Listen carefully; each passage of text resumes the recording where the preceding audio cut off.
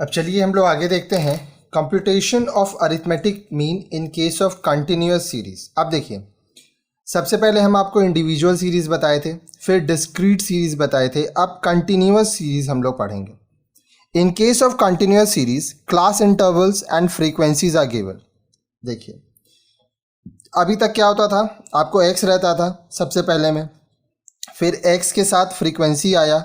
अब यहाँ पे जो x है वो इंडिविजुअल नहीं रह के वो एक क्लास इंटरवल रहेगा, एक रेंज रहेगा, ठीक है, और साथ साथ फ्रीक्वेंसी दिया रहेगा। In this case the mid points of various class intervals are taken for calculating arithmetic mean. अब देखिए फ्रीक्वेंसी तो हमेशा सिंगल डिजिट रहेगा, लेकिन ये जो x रहेगा जहाँ पे मान लीजिए 5 to 10 रहा या 10 to 20 रहा, तो ये जो रेंज है इसका मिड पॉइंट हमको निकालना होगा, ठीक है। It may be noted that class intervals may be exclusive और इंक्लूसिव और ऑफ अनइक्वल स्लाइस। अब ये भी हम लोग को ध्यान देना होगा कि जो हमारा क्लास इंटरवल रहेगा वो एक्सक्लूसिव, इंक्लूसिव या अनइक्वल साइज का हो सकता है। In case of continuous series also, the computation of arithmetic mean is done by applying।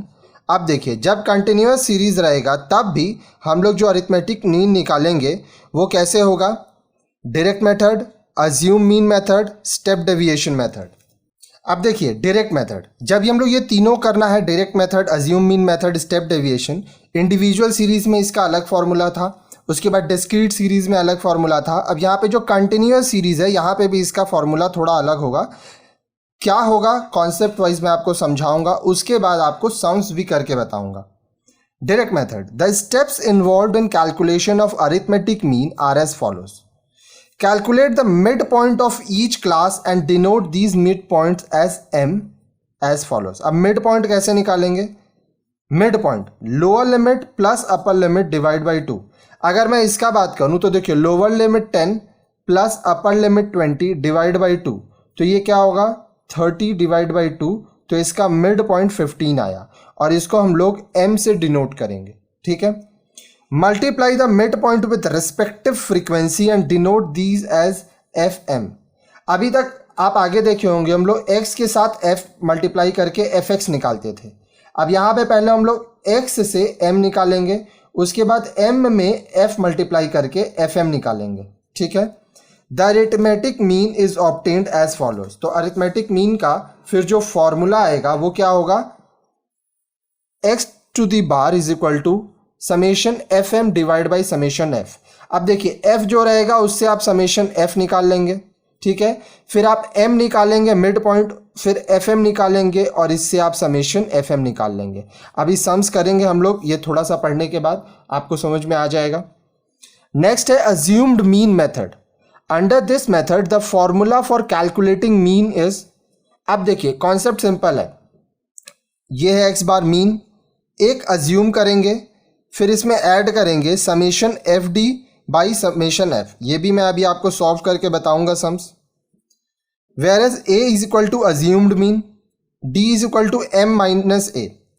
पहले हम लोग क्या करते थे, आगे d is equal to x minus a करते थे। अब यहाँ पे तो x को हम लोग कन्वर्ट करके m कर दे रहे हैं, तो अब d is equal to m minus a होगा, ठीक है। f is equal to frequency of n number of observation। f हमेशा क्या रहेगा, frequency which is equal to n number of observation, ठीक है। नेक्स्ट है step deviation. To make the calculation simpler, we first find a common figure by which all the values of d can be divided।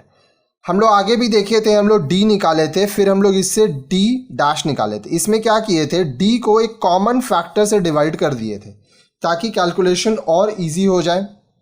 It will reduce the values of d and make further calculation easier। This common factor by which values of d are divided is termed as c। That is d by c is equal to d dash। देखिए d dash is equal to d by c, ठीक है। At a later stage the value of d dash is again multiplied by this common factor so that the final result of arithmetic mean is not affected। उसके बाद ये जो हम लोग निकाले हैं d dash, इसको हम लोग क्या करेंगे, कॉमन फैक्टर c से मल्टीप्लाई कर देंगे, ठीक है। The steps involve are as follow. सबसे पहले हम लोग क्या करेंगे, d निकालेंगे, d dash which is equal to m minus a by c। यहाँ पे m क्या है, x से कन्वर्ट करके m लाते हैं हम लोग, मिड पॉइंट। a आपका अज्यूम्ड मीन हो गया, ठीक है, आपको एक जो अजम्पशन लेना है, और c क्या हो गया, कॉमन फैक्टर। ये निकालने के बाद आपका जो फॉर्मूला होगा वो क्या होगा, m mid point, a assumed mean, c is equal to common factor which is the difference between upper limit and lower limit of class. ठीक है।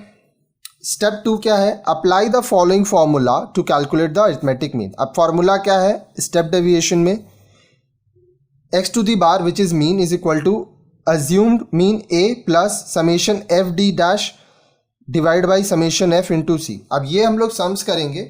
यहाँ पे आपको डायरेक्ट मेथड बोला है और स्टेप डेविएशन मेथड बोला है, ठीक है। हम लोग क्या करेंगे कि अज्यूम्ड मीन मेथड भी निकाल देंगे, तो आपको तीनों हो जाएगा।